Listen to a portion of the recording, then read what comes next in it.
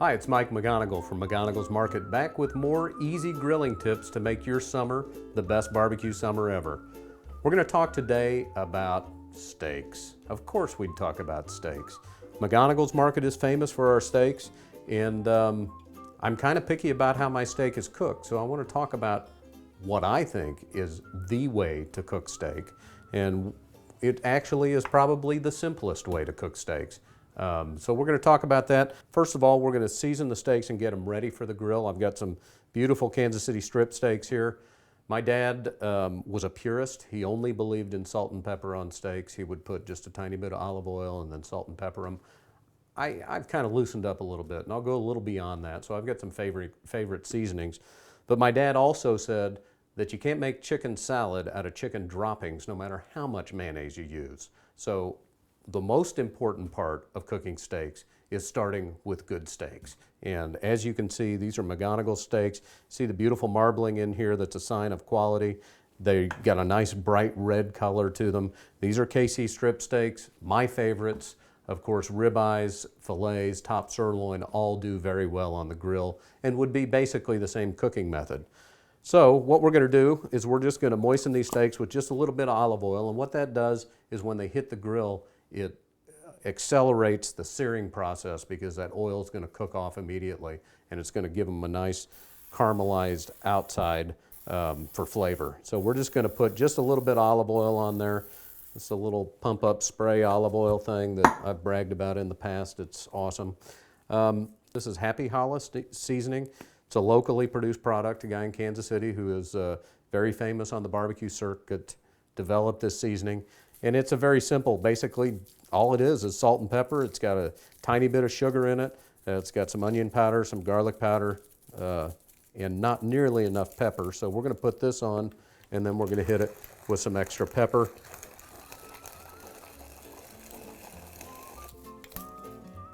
Turn them over, do the other side, and we're going to get these steaks ready to go on the grill. We're going to cook with charcoal today. I'll try to speak real slow for those of you that might be using gas. In the world of charcoal now, we have options. We've got lump charcoal, we've got charcoal briquettes. The lump charcoal I think is great. It burns real clean, it burns real hot, but I think it's better for when you're smoking or cooking something more long-term. Today we're going to be doing direct grilling, so I want a nice even heat, and I think the briquettes give us a much more even heat because they don't have the hot and cold spots that the lump charcoal can have. These charcoal chimneys are a great invention. When I was a kid, my dad used to cut the bottom out of a 3-pound coffee can and do the same thing. But basically, it's just a chimney to start the charcoal, so you don't have to mess with lighter fluid. You don't get any of that off flavor from the lighter fluid. Pile your charcoal in there, stuff a clump of wadded up newspaper in the bottom and light it, and you're on your way. Okay, we got our steaks ready to go on the grill. The most important thing to remember when you're cooking steaks is you need a nice hot fire. If you're cooking on charcoal, let the coals burn down till they're evenly gray all the way across. The old standard is hold your hand above the cooking surface. 4 seconds, you got to pull it away. It's just about the right temperature. If it's any less than that, then it's too hot. Any more than that, and it's not hot enough. Always cook on an open flame on charcoal. On gas, you want to have your grill on high with the lid down, but on charcoal, you want the lid off because you want these steaks to sear and cook on the outside. You don't want to roast them. They're going to be the most tender and flavorful if they get a nice sear on them. So we're just going to lay them in a nice even pattern here on the grill, and we're going to give them about 6 minutes on each side, and they should be just perfect at a medium rare.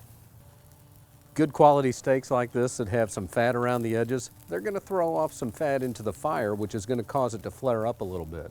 Now you don't want to douse your fire, but if those flare-ups start getting a little out of control, just keep a little water bottle handy and just keep them under control. Just give them a little squirt. Won't hurt anything.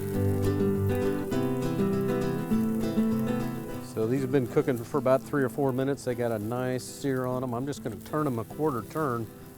All that's going to do is give them a nice pretty grill mark pattern on the steak.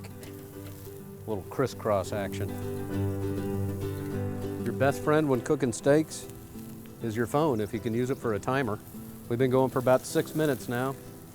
So I'm going to turn these over. Look at that, they got nice Nice sear marks, nice grill marks. Whew, and that's a hot fire. So we push on them just to kind of feel them. The softer they are, the rarer they are. You go to your hand and just let it lay limp and push here. That's rare. The more you tighten your grip, the more well done it feels. So if you've got a full fist, that's too done. Don't do that. You want about a medium fist, and that'll be medium rare. Okay, well, my timer's gone off on my phone. It's been another 6 minutes. I think these babies are ready to come off. They look beautiful. Got a nice dark sear on them. Juice is just jumping off of them. Now, another very important aspect of cooking steak is once they come off the grill, you gotta let them sit for about 5 minutes. As they cook, the juice all comes to the surface because of the heat, and so you need to let them rest, and that juice will redistribute throughout the texture of the steak. And of course, the best part about grilling is getting finished. Relaxing, listening to everybody tell you how great the food is. So if you want to serve a great summertime barbecue, come on down to McGonigle's. We'll treat you right. Thanks for watching.